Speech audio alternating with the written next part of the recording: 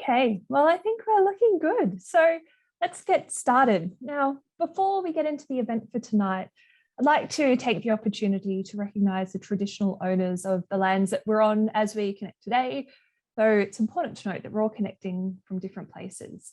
So for me, I'm on Ngunnawal country here in Canberra, and I acknowledge the Ngunnawal elders, both past and present.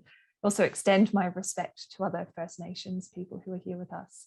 And I understand that we might have some international folks or people from other parts of the world joining us. So if you don't happen to know why it is that we acknowledge the traditional owners of our lands in Australia, it's because the First Nations here never ceded sovereignty of their lands and we have no treaty. So thanks for joining us today. This event is run by the ANU Institute for Climate, Energy and Disaster Solutions. And thanks to the digital world, there's actually a great catalogue of event recordings, and webinars and podcasts on the ICED's website.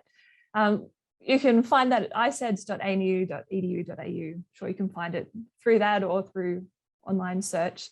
But many of those cover challenges and opportunities of responding to climate change and disasters and energy challenges. I'll also just let you know at this point that this event is being recorded, so keep that in mind. But thinking about the challenges and the opportunities of responding to climate change brings us to the event today, which is the launch of Professor Eelco Rohling's new book, Rebalancing Our Climate, The Future Starts Today. We have Professor Rohling here to speak about the new book, as well as Dr. Will Howard, who's the lead climate scientist at the Commonwealth Department of Agriculture, Water and the Environment. So I will introduce you to Eelco and Will, but I should tell you a little bit about myself first. So my name's Beck. I'm a senior lecturer in the Crawford School of Public Policy at the ANU and a member of ICEDS. I'm a social scientist with an interest in the social, political and policy dimensions of complex climate and environment issues. And a recent focus of my research has been about how people understand and feel about major transformations to society, to economies and the environment in response to climate change.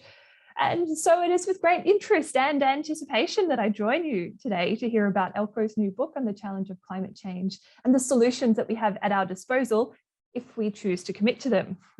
I'm going to be moderating the session today, which means I'll introduce the speakers and facilitate a Q&A session at the end. So as we progress through the session, please do send your questions in, but use the Q&A function in Zoom. Don't put them in chat because we're not going to keep an eye on it for the sake of answering questions.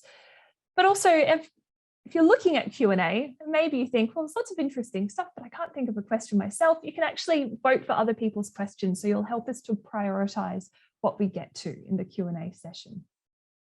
So I'll now tell you a little bit about Eelco. Professor Eelco Rohling is an academic here at the ANU in the Research School of Earth Sciences.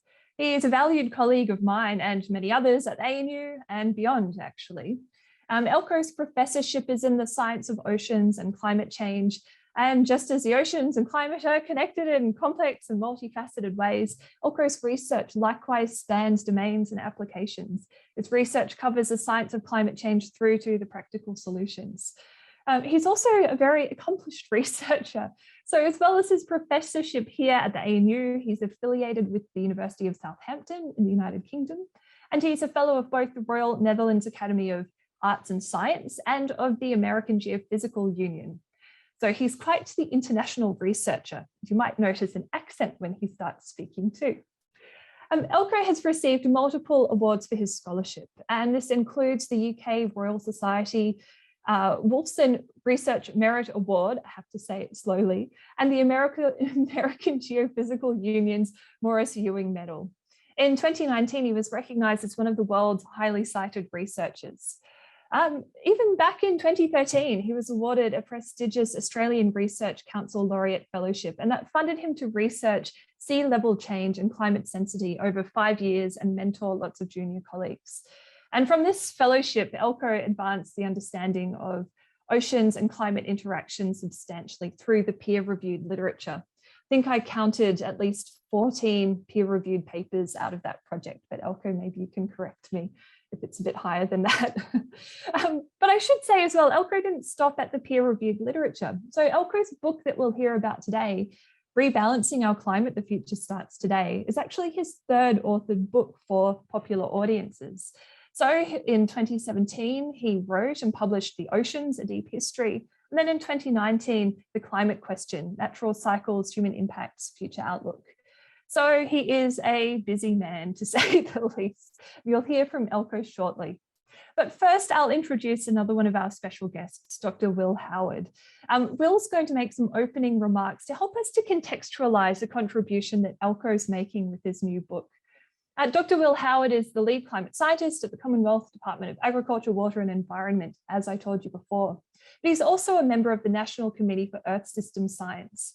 He's previously worked as head of science in the Australian Chief Scientist's Office and has a, quite frankly, and I tell you this from personal experience, intimidating understanding of climate science impacts and the solutions. Will's doctorate is in the geological sciences, and before he focused on his efforts on contributing to the Australian Public Service, he was a distinguished postdoctoral fellow at Columbia University. He lectured in oceanography and has been a researcher at the Antarctic Climate and Ecosystems Cooperative Research Centre. He's also developed research initiatives with the University of Melbourne. So yet another busy and accomplished person. Currently, Will works across climate science and adaptation, as well as the emergent area of negative emissions or carbon dioxide removal, as well as the Great Barrier Reef. So as you will be able to tell, Will shares many of the sites of expertise with Eelco. So it's a great pleasure to have Will share some opening remarks in Eelco's book. I'll hand over to Will in just a moment, but before I do, just a reminder to please share your questions for Eelco and Will for the Q&A using the Q&A function in Zoom. Will, I'll hand over to you now, so please take us away. Thanks so much, Beck. I'm really honored to be able to introduce this book, and I want to assure the audience they didn't choose me just because Eelco and I share the same hairstyle. And I've had the privilege in the last few years to work with Eelco on some projects related to some of the issues in the book, and so that's been a real privilege. A lot of people have asked me lately, have you seen the movie Don't Look Up? And do you think it has an analogy or a metaphor for climate change? And my answer is always, well, yes and no. Yes is a serious problem coming at us quite quickly, more quickly than we expect. And it also gives the lesson that the earlier you take action, the better, if there is action to be taken. However, the no is climate change is not coming from outer space. It is coming from us. And it's a problem coming from us. Therefore, the solutions need to come from us. And that's why sometimes it concerns me a bit that some of the discourse that I hear around climate change, I just worry that it might make people, especially young people, get a bit hopeless and maybe nihilistic about it. Because although climate change is a serious problem, probably the most pervasive and persistent environmental problem that I think we face currently. And Eelco's book does cover that, doesn't pull any punches on the seriousness of the problem, and it covers that very well. And it covers, I think, the long-term nature of the problem, which also means the long-term nature of the solutions. So what Eelco's book does is covers this problem, but it covers a lot of the ways we can solve this. And that's what I think is the key to this book that makes it a lot different from some of the other discourse on this issue. And one of the other distinctions between what you'll see Eelco talk about and what you'll see in the book, hoping that you'll read the book, is that unlike Don't Look Up, there's no single solution to climate change. We don't have a missile that we can just fire at climate change and deflect it. So I think one of the things that comes from his book is that, and it covers many of the solutions. Some of them involve emerging technologies. Many of them involve things we can do here and now. We don't have to wait for an emerging technology from a tech billionaire to come out of Silicon Valley. There's much we can do already. And that's another really important aspect of Eelco's book. Look, there are many solutions. Eelco covers many of them. They all have costs, they have benefits, they have their own risks, they have advantages, and they have drawbacks. And Eelco really thoroughly and rigorously and comprehensively talks about that. So, and you'll hear him talk about that. So what I hope you come away from tonight with, and if you read the book, I hope you do, is I hope you come away with hope. That's really important. But I think what I hope you come away with is determination, real determination that this is a problem that we can solve and we have solutions. And I think that's the major contribution of what Eelco is going to talk about. So thank you very much. And over to Eelco. Thanks so much for that, Will. That's a beautiful introduction to Eelco's talk and highlighting the importance of his work. Will, you and I can turn our videos off and we'll mute ourselves and we'll all spend the next 30 minutes with Eelco. Go ahead, Eelco. Right. Okay, thank you very much and welcome everybody. I know that quite a few of you are just in there very early morning, so that's absolutely great to see you in the participants role that I can see here. I'm going to try and share my screen now. I hope it will work as it did before, and I'm sure otherwise I will hear very soon. So we've heard the big introduction from Will, which is really doing it a lot of credit. Thank you very much for that, Will, and also Beck. What the book is really about is what can we do to correct the imbalance we have created in the climate system, and how do we limit the warming to within the safe bounds that are being talked about, the 1.5 and the 2 degree warming targets that we heard from the Paris Accord. So really what we are talking about is to solve the problem, to go from what we see at the top with all the pollution, especially also the greenhouse gas emissions. That's what we're really focusing on, where we are going to look at moving it towards what we can see at the bottom, the removal of the CO2 and the other greenhouse gases from the atmosphere and storing them away safely, and also to go to a much more circular economy in terms of carbon, where we are trying to recycle the carbon through the system rather than pumping out new carbon all the time from the subsurface and pumping that into our climate system. So the heart of the problem really, and it's something that we see now quite regularly in the media, is the carbon emissions keep on rocketing up. We are not really slowing down, despite many agreements and a global pandemic. There's no real sign of real reduction in that growth. So we are still emitting 10 to 11 gigatons, billion tons of carbon every year.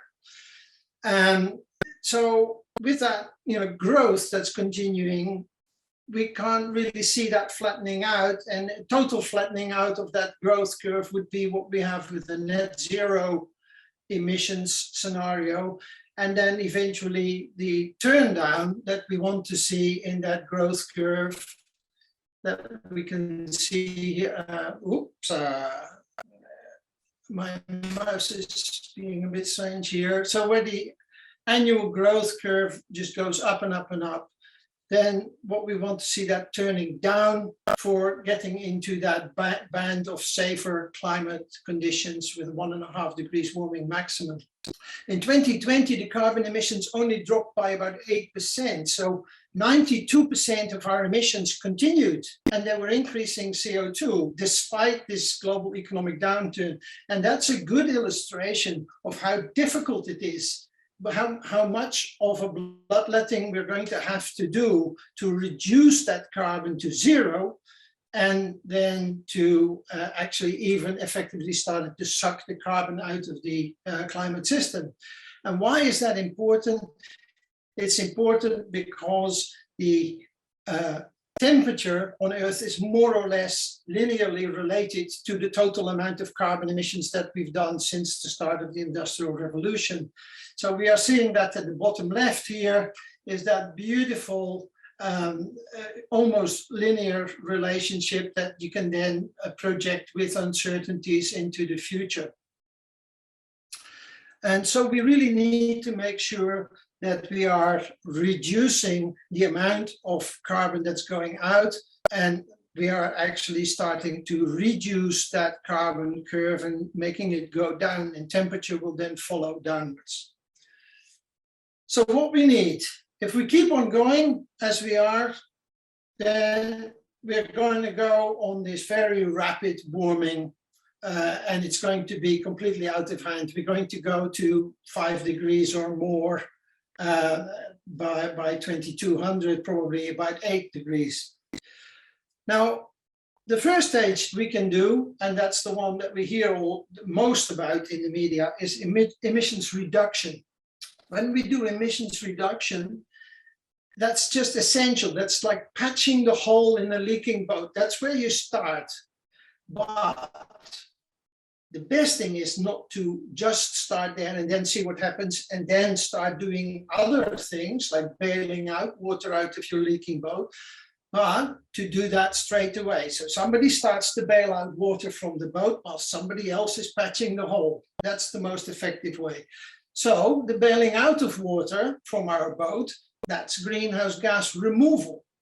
There's the removal of gases that are already in the climate system. When we reduce those, the temperature will start to go down as well. But we know how we can do this, but we're not doing it. So effectively, our greenhouse removal at the moment is 0. So we're not doing anything. We need to spin that up. That takes some time. Meanwhile, we are going into more and more and more warming, especially because we are not doing the emissions reduction as fast as we need to either.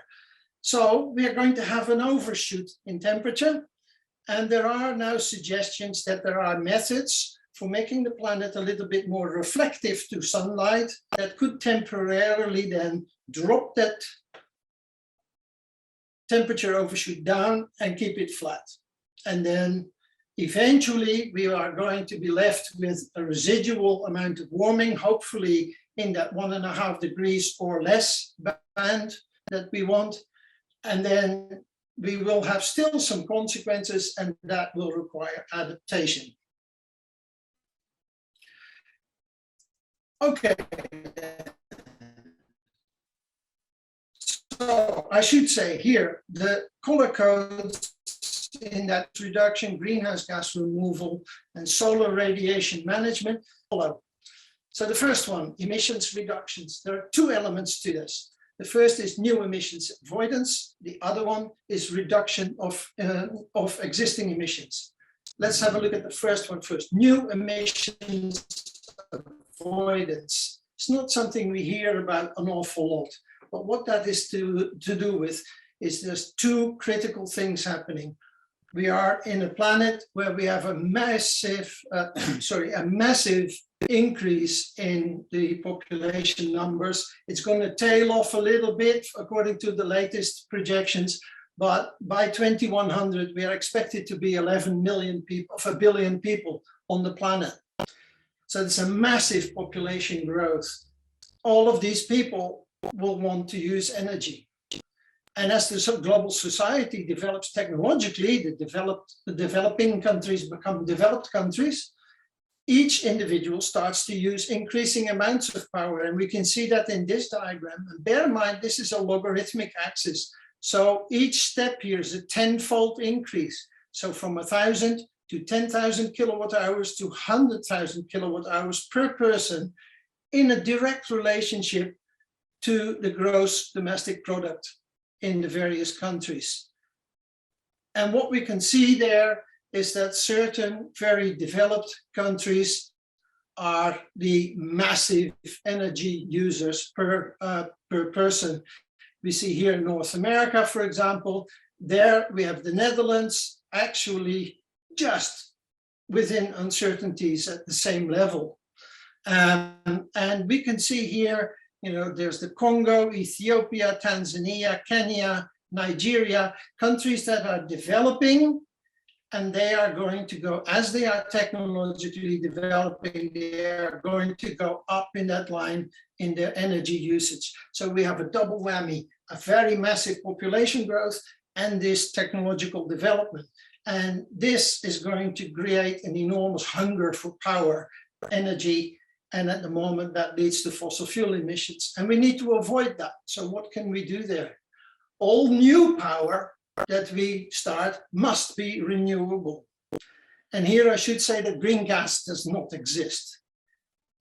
Gas in whatever form leads to leakage of gas, of methane, which is a very powerful methane gas. And also there's also going to be, no matter how well you capture it, there's going to be some residual CO2 leakage. So it's much better to go for straight renewables on the new power. And that's going to be essential for all that new power that we will need. In addition, all deforestation must really stop.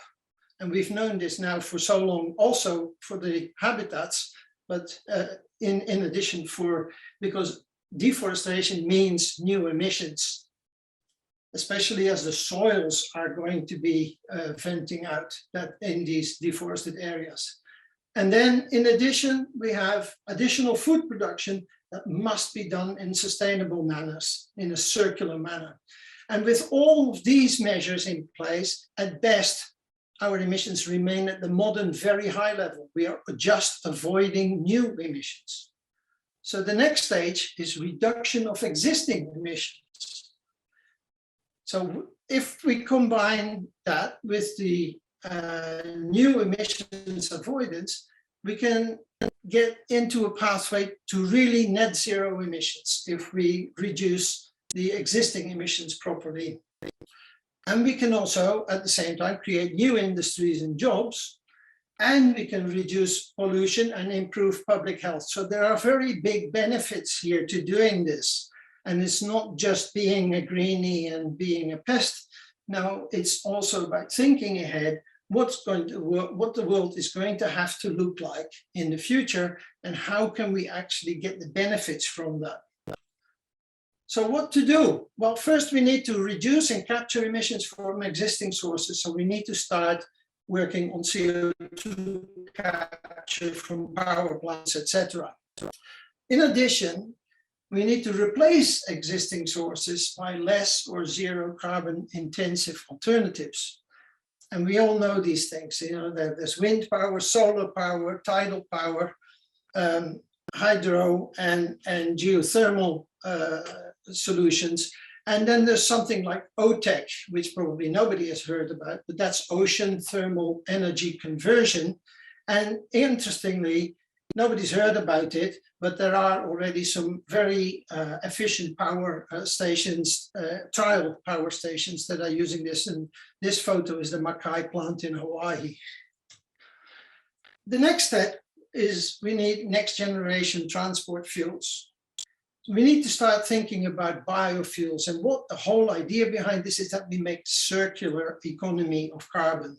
So what we are emitting by burning biofuels is what we are growing in terms of biomass for creating that fuel. So what we are emitting is what we have created. And if we get 100% efficient, we would never do that. But as soon as we get closer to 100% efficient, transport is not going to be a greenhouse gas burden anymore. And other things is green hydrogen, using hydrogen fuel, but then we should aim to make that green hydrogen not from steam reforming of methane, but we need of coal. We need to make that green hydrogen with renewable energy. We do the electrosplitting of the water with renewable energy, and then we have actually a transportable power supply, a fuel similar to what we are now doing with petrol, but we are making that with renewable energy by splitting water. Other solutions for emissions reduction are next generation food production processes, where we are starting to think a little bit more in harnessing the power of microbes. And you might think, well, I'm not too interested in eating microbes, but a lot of you will be eating yogurt, drinking beer, eating mushrooms, etc. So you're already doing this.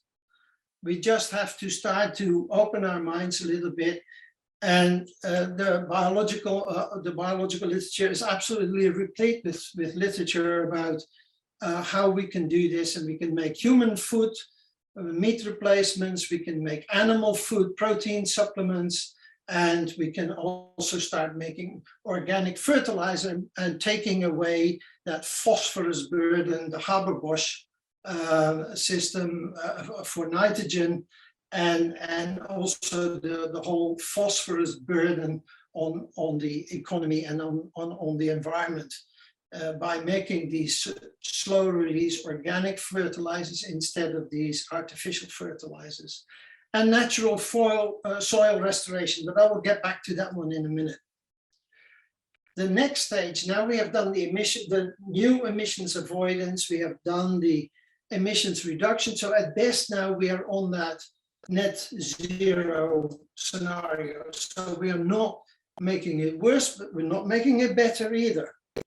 If we want to make it better, if we want to get onto that 1.5 degrees pathway, we will need to remove greenhouse gases from the climate system. We also know this as negative emissions. Greenhouse gas removal, negative emissions are more or less interchangeable terms. Now, the key criteria are that we capture greenhouse gases, we store greenhouse gases for a very long time, hundreds of years or thousands of years, and that we do steps 1 and 2 in a carbon negative manner, because it would be easy to do steps 1 and 2 with a lot of transport and a lot of industrial processing and creating a lot of CO2 at the same time, and that would defeat the purpose. So we really have to do steps 1 and 2 in a carbon negative manner. So how much do we need to remove to keep warming at 1.5 degrees? We will need to remove 70 to 280 billion tons of carbon. If you want to know that in tons of CO2, multiply it by 3.7. As pure graphite, as in an artist pencil, 100 gigatons of carbon would be an 11 by 11 meters column from Earth to the moon. It's a gigantic amount of carbon. You know, if you think about the movie Don't Look Up, where they're talking about a comet the size, what was it, about 9 kilometers or something like that. This is an 11 by 11 meter column from Earth to the moon of pure carbon. That's how much we need to remove. So we need to get on it and start doing this pretty quickly. We've emitted it, so we can actually manipulate these enormous amounts of carbon. Now we need to remove it. There's 2 main categories of processes to remove it: Earth system processes and technological nets, negative emissions technologies. Earth system methods, they use processes that are at play already in the Earth system, geological processes, biological processes, chemical processes, and we accelerate those in the way that we want to get them to take up more carbon from the atmosphere and ocean system. So we have in both of them land-based and marine solutions. Let's have a look at some. The big one, the one that we can start today. We have to regenerate degraded landscape.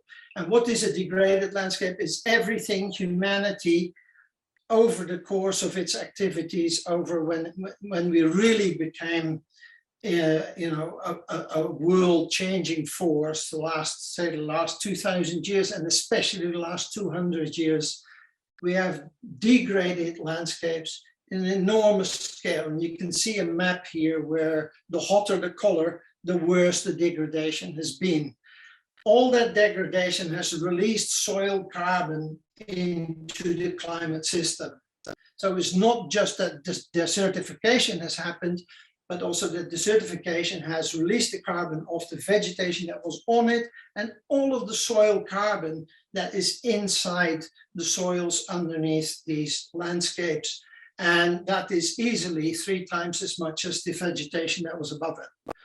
It's a massive potential in many places, and you don't have to be in a developing country and put under pressure. Now, Australia, for example, could really do an awful lot here. And if you think, well, it's just hopelessly dry here, look at the bottom left what they have been able to do in Niger by managed replanting, not an enormous amount of irrigation, but much more clever work to get the precipitation to actually sink into the soils and to regrow. As soon as that green starts to grow again, the soil gets opened up by the roots, so the water will be retained a lot better. The Chinese Loess Plateau is another success story where in a place where there were millions of people in destitute conditions, they are now overproducing food, and the soil is building up an enormous amount of carbon. Oh, by the way, I should say that Chinese Loess Plateau, that image on the left that you see, the Chinese Loess Plateau was the breadbasket of China that led to its early civilization growth. And you can see on that picture on the left, what was left of the Chinese Loess Plateau after 2,000–3,000 years of that process, until people started to take charge and to do landscape management and to make sure that it would rebuild itself. Another method, very, very famous in the media, restoring deforested regions. And what we can see here on the map is the opportunity for forest and landscape restoration. Especially the green and ochre colors are zones where there's enormous potential. But we can also not just restore deforested regions, we can also do afforestation in places where there were no forests before. For example, reclaimed land. We have to be a little bit careful with afforestation because we don't want to be afforesting in wild grasslands or swamps and marshlands too much, because those areas are already retaining an enormous amount of carbon. And if you afforest it with monocultures, that carbon is actually released. So you have to be very sort of careful, and you have to work with the experts on these solutions. Another method is to work again, we go back to the charcoal economy. Biochar is a high-grade charcoal that is obtained from combustion of wood or waste in an almost absence of oxygen. So you get all this very recalcitrant material, this biochar, this charcoal, and at the same time you are creating bio-oils and biogas. So we have 2 directions that we get out of the biochar production. One is a new fuels, it's a circular economy of carbon in terms of the fuels, what we see in that end. And on the other end, we have a biochar formation. Biochar remains for a very long time stable in soils if you work them into there.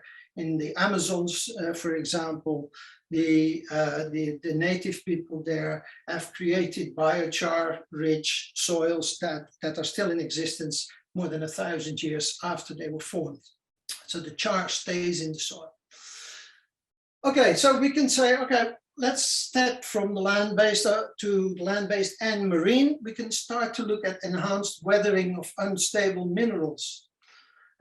Some of these minerals, they can be extremely common, like basalt rock, one of the most abundant rock types on Earth.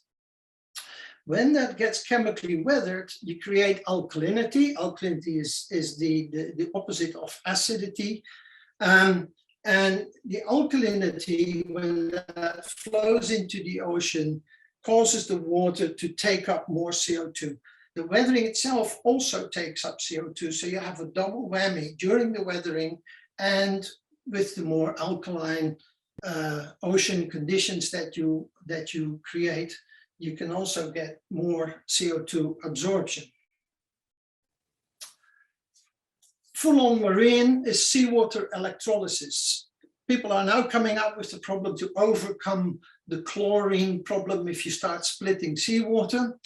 And if you split seawater with renewable energy, so you're not pumping out CO2 to do the seawater splitting, you get hydrogen, which is a fuel, which is an economic commodity, and you get alkaline residual waters, and those alkaline residual waters can be put back safely into the ocean, where again the alkalinity will cause CO2 absorption. Ocean fertilization is something that we've heard a lot about, not always in a very positive sense, but we're beginning to understand what went wrong in the previous experiments and where the sort of the more correct parameters would be to apply this, but it requires a lot of research. The idea is to create, by putting a micronutrient into the ocean, common iron, in a bioavailable form, and you create algal blooms that absorb CO2. And it aims to achieve storage of that CO2, of that organic carbon, those dead remains in the deep sea, and even better in sea sediments. Blue carbon is, you hear a lot about it, but it is actually not the most correct example for a net, because blue carbon is mostly about recovering carbon-rich marine environments that we have degraded, especially in the last 50 years. So it's more like a, paying back our debt here rather than making a net change to the overall system. They're very rich environments, but in terms of surface area, they're not very large around the world. So the carbon drawdown in these environments, especially locally important, not so much for the global economy. Okay, let's have a look at some technologies then, technical solutions. Land-based solutions, BECCS. I'm not referring here to Colvin, who did the introduction. This is BECCS, bioenergy with carbon captures and storage. It's been all over the media because in climate modeling and climate projections for the future, BECCS is often used as the token token tool for modeling carbon sequestration. And that's simply because it's relatively easy to represent in a model, this method. The idea is that you grow bespoke biomass, or you use waste, which you then burn for energy. You capture the CO2 when you burn that material and you bury the CO2 away, and you use the energy. So we have a carbon recycling pathway as well as a carbon removal pathway. And then we get to the one that we always hear politicians talking about, those DACs, direct air capture with carbon storage. That's like hoovering the CO2 out of the atmosphere and then storing it away. It's a great idea. Well, what you can see here is a trial plant, which is a larger trial plant from Carbon Engineering. The biggest trial plants that are being developed at the moment will go up to 1 million tons of carbon per year. What we need to remove is 10,000 times that. DACS is often mentioned as that future superhero tech that will save us, but we don't really know yet to what scale we can do this. And one thing that we do know is that we will need many thousands of these plants at monster scales to achieve this sort of potential that we need. And you really have to start asking questions. Do you still think windmills are ugly when you see something like this? It will be blocks of flats, which are not flats. They're fans, and they will also be noisy. So all of these solutions, they have their disadvantages. And DACS is not Superman. DACS is one of the solutions that's on the table. And some of the simpler ones, soil solutions, etc., and the tree solutions, they're much more directly implementable. Okay, then now we go to that next stage. Now, with the carbon drawdown, we are assuming that we can actually bring this down But we need to develop these methods. So that takes time, and we'll get a temperature overshoot. What can we do to stop that? Well, solar radiation management has been suggested quite a lot, and then it went quiet, and now it's coming back again into the discussion. Solar radiation management is to try and stop part of the solar radiation before it either reaches the Earth, or if it reaches the atmosphere, then we try and reflect it back out, a part of the solar incoming radiation. The most outlandish suggestion that is around is to create giant space mirrors. Now, if you want to reflect as much energy from the sun as you want to make a serious dent in the problem, then you will need something you can work out of 3 million square kilometers of mirror in space. And that's a mirror roughly the size of India. So if this is to be an approach that helps us to avoid that temperature overshoot, this one fails because we can't do this yet. We haven't even started it yet. So how can we actually get something the size of India up there to help us in that temperature overshoot before the other methods can be developed? This one is itself in a very, very early stage of conceptualization, let alone development.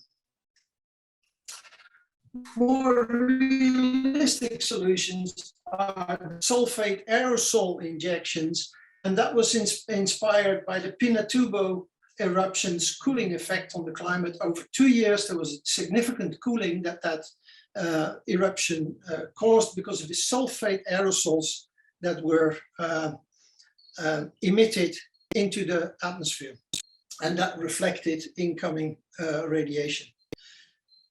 Marine cloud seeding is another solution that suggests this is fairly similar in ideas, except that it's on lower levels in the atmosphere. It's inspired by ship exhaust effects. We know that here we can here see, for example, these trails that you see, they're not contrails of airplanes, they are ships that are sailing, and their exhaust, the particulate matter in their exhaust, causes cloud nucleation, which then is reflective, especially is white reflective versus the dark blue sea surface. And another solution is to make actual surfaces of the earth more reflective. And this is inspired by Mediterranean villages that already for more than 2,000 years have been painted white to keep the houses cool, and and it gives an overall cooling effect relative to modern urbanized high rises with lots of asphalt in between. So the type of surface that you use will create a change in reflectivity. You can even do that with certain crops that are more reflective than other crops. Now, you have to be a little bit careful here again, because that is a solution that works essentially on a smaller scale. It's a regional cooling solution. Marine cloud seeding has some considerable disadvantages or considerable unknowns associated with it. Sulfate aerosols is by far and away the most likely one of this list. Hi, Eelco, just giving you yours. If just we letting are you know. going to go that way. Sorry, Eelco, just letting you know you have 3 minutes left. Yep, thank you. Okay, and then we have adaptation. The adaptation is needed to avoid to deal with the processes that are already locked in. Processes such as sea level rise and ocean warming, they're related to very slow systems, slow ice sheet adjustments and slow ocean warming. Ocean absorbs an enormous amount of heat, and we will need to learn to live with them, because we have started down that road.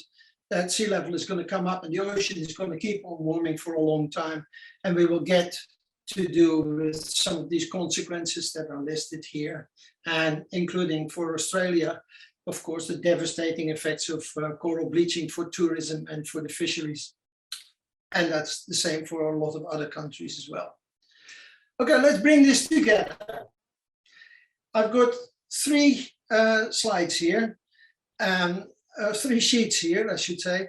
On the left, you can see the total reported ranges of carbon drawdown potential. And we need to note here that for these different methods, the carbon drawdown potential is given in these black bars between the minimum reported and the maximum reported.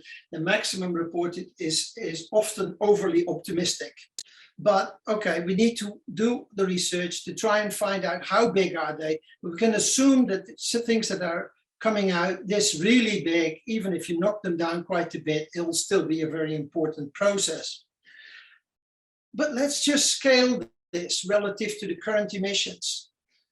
Then we're on 10 to 11 gigatons of carbon per year. So what we can immediately see is that none of these is going to do it on its own, right? There's no method that will just apply and it will overwhelm the emissions. No way. We will need to develop a portfolio. All of them have their own timescales and their own growth potential, and we're going to have to deal with that. We need to get on with it and to start applying the ones that we can do immediately, develop the ones that need to develop, and then hopefully the big ones will start to grow on us, if you want. Costs are indicated here again for the same list of methods. I'm just reporting the mean cost, the average cost, and the minimum and the maximum. And I'm comparing that with the carbon prices at the moment in the EU in green and in Australia in red. And what we can see is that the carbon prices are still too low to make some of these methods feasible according to how they are estimated to be now. On the right, we have the growth potential in carbon removal from all of these methods together in the top with its uncertainties, and all of the methods except for these two big ones. Let's say we can't get the big ones to work. Well, then we have a problem, because we can achieve 1.5 degrees warming limit if we reduce emissions 2 to 3% per year, every year. And then what? Then we need no new emissions. Avoid the new emissions. Currently, there's a massive increase expected from the population growth and the technological advancement. We still need that existing emissions reduction then by 2 to 3% per year, every year, year on year. And currently, it's increasing, bar the pandemic effect. And we need roughly 50% then of the efficiency, the maximum efficiency of these carbon drawdown methods, which brings us somewhere, the maximum here is 22, so it brings us somewhere 11. And you can see that we will need one at least of these big methods. And if some of these little methods are going to fail, we need both of these big methods to come in. In other words, it's very difficult to project into the future what it needs to look like, but what it must be is a portfolio. It needs to be a diversity. And that's going to be the challenge. We need to start now if we want to build up that portfolio. So let's stop this. What you see here developing in the in that animation from NASA is that warming. And we can stop this. We know how to stop this, but we need to get on with it. Anyway, there's a message there that's also in the post-talk information, so you don't have to furiously copy it down. If you want a signed copy with an author's discount, just email me and they will go for 45 Australian dollars, which is considerably cheaper than what they are in store. And then plus postage, unfortunately, yes, we can arrange that through PayPal, etc. Thank you very much. Thank you so much, Eelco. And I'm sure there are lots of hands clapping all around the world for you on the other side of the Zoom screen. You've given us such an incredible insight into the solutions that we have at our disposal. And just like Will set us up to expect, it's about the benefits and the limitations and realizing what those opportunities are, but without going in with rose-tinted glasses or taking an overly Pollyanna-ish approach. Yeah. I also appreciated your comment about not just being greenies and pests in there. I thought that was quite cute. Now we've got about 8 or so minutes for some questions. So I'm actually going to exert some of the influence that I have by occupying the microphone. I'm going to try to synthesize a couple of the questions that have come through, because a number of people have raised questions for you, Eelco, about effectively land use conflicts and resource conflicts. So Yeah. Shristi and Helen, who are at the top of the Q&A thumbs up list, have both asked along these lines. Shristi said about whether nets in Australia have the potential for arid land to be made available for these purposes. And Helen's asked about how do we deploy these land-based technologies when we're looking at feeding a growing population. So I wonder if you could give us some reflections on these aspects of land use conflict.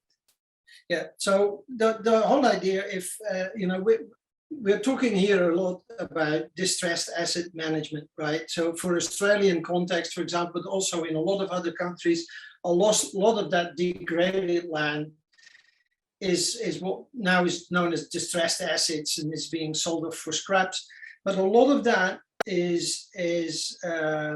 it can be brought back to do two things. One is to do the carbon drawdown, and the other is to help again with food production.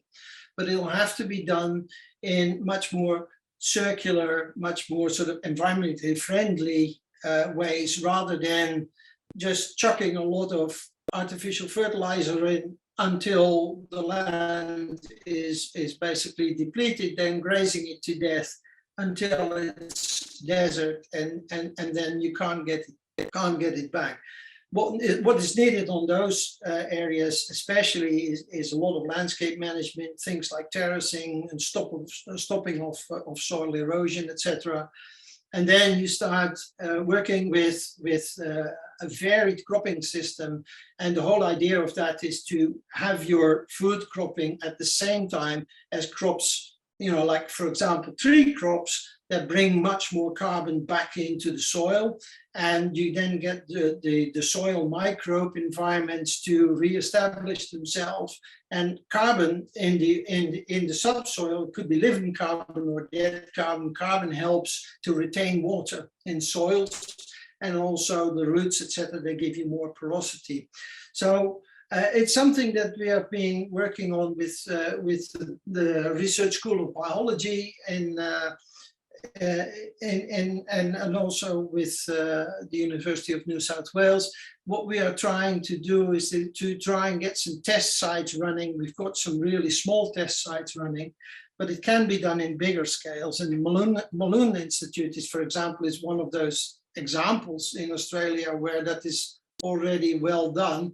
And what they managed to create is also environments where they are now withstanding water in the place where the neighbors have absolutely nothing. So it is bringing back that soil health, and that can be done together with food growing rather than in competition. But it'll have to be a much more varied system. That's great. Thank you, Eelco, for such a thorough answer to that question. So I'm going to put another one to you now, and this is about the question of the storage bit of the CCS. Yep. So Robert has raised a question about what is the actual feasibility of carbon storage. This is such a contentious issue, and we hear so many competing claims. So can you talk to us a bit about CCS and carbon storage, and whether there need to be some caveats around what we expect that technology to deliver in the future? Well, I mean, a lot of these, petroleum and gas reservoirs can be useless, but a lot of them, will be also still capable of storing carbon, and especially the ones where we have like a saline brine in them, for example, that helps to store the CO2 away in these systems. And what it requires is a lot of further research and trials. And for example, you may have heard that in Iceland, they've started to now pump the CO2 into their basalt rocks, and we're getting a lot of CO2 fixation because it becomes minerals when you pump it into the basalt rocks. That also triggers a lot of microbial life, which also locks away the carbon, but we don't know how long, what's the longevity of that carbon as it is being locked away. So that requires some more work, but just the sheer fact that we are seeing new mineralization in these sites means that carbon is being locked away. And those sites are extremely well measured as well. And that's always the problem. If you do something on a very diffuse scale in the landscape, it's very difficult to measure. Whereas if you do something in a borehole, for example, then it becomes much easier to measure that you actually lock away. Which proportion of your carbon do you actually lock away? There is vast potential of locking away carbon into the oceans, especially if we do it as alkalinity. That's the normal ocean storage of carbon. That's why in ice ages, the CO2 levels in the world were 100 ppm lower than they were in between the ice ages. And that was all stored in the oceans in the form of alkalinity. And if we can actually find ways to access the mechanisms by which this is done, then we can start to look at really big processes. And alkalinity is stored away for thousands of years. So yes, there's plenty potential. We don't know for all of that potential how we actually access it exactly. And this is why we just need to get on with the methods that we understand, so that we have that extra bit of time to bring other methods into play. Thank you, Eelco, so much for that. Now, I'm going to bring Will in on one last question. So I'm going to pose something to you both. I'm hoping you might give us answers for about 1 minute each. Now, this is a question from Shu. Hello, Shu. Nice to see you on here. Shu says that the task ahead is enormous and mostly out of the decision-making abilities of most common people. So from your experiences, Eelco, I know you do a lot of work with policymakers and with industry, and Will, of course, you're in that space. What do you both see as being the appetite from government leaders and captains of industry to get on with the job? So just a minute each, if you will. I think I will give this to Will. Yeah. One of the things that I think has changed in recent years is that industry is intensely interested in these technologies. And I think many of the industries they're being pushed by their own shareholders. They're being pushed by the finance industry to manage climate risk. So some of the pressure is not coming from government regulation or legislation. It's coming from their investors themselves. So I'm quite hopeful about that because many of these industries have the scale and have the infrastructure actually to apply and develop some of the technologies that Eelco has been talking about. And some of them are actually very well positioned to really make some real gains in this space.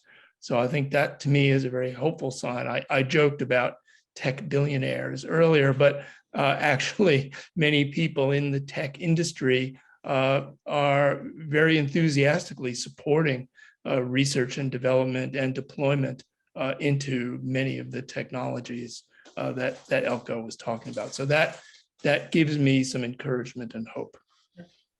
That's wonderful, Will. Thank you. Eelco, do you have a 10-second message you'd like to add on to that? I think policy needs to be driven by pressure. I don't think it will come from top down in policy. I think this will have to come from the grassroots up. And currently we're getting more and more traction, as Will said, with big industry. And I think that will help the thumb screws on government. Yeah, we can only be hopeful. Yeah. That's great. Thank you so much, Eelco, and thank you, Will. You've given us a hearty dose of reality, but it's great that we can end on this point of optimism. I know there's loads more questions and we didn't have time to get to them all, but that's probably a good sign that you should try to get your hands on a copy of the book because the answers are possibly in the book. So thank you so much to Professor Eelco Rohling and Dr. Will Howard. You've just given us so much to think about, and it's really exciting to have this opportunity to celebrate the launch of your new book, Eelco. And thanks to everybody for joining us, and especially to the ANU Institute for Climate, Energy and Disaster Solutions for organising this great event. So I'll particularly acknowledge Michelle Mossfield, Juliet Meyer and Claire Di Costello from the Institute who made it all happen. So we'll wrap up now. Go forth and deploy your carbon removal technologies as you can. Thanks, everybody. Thank you. Bye now. Thanks. Bye-bye.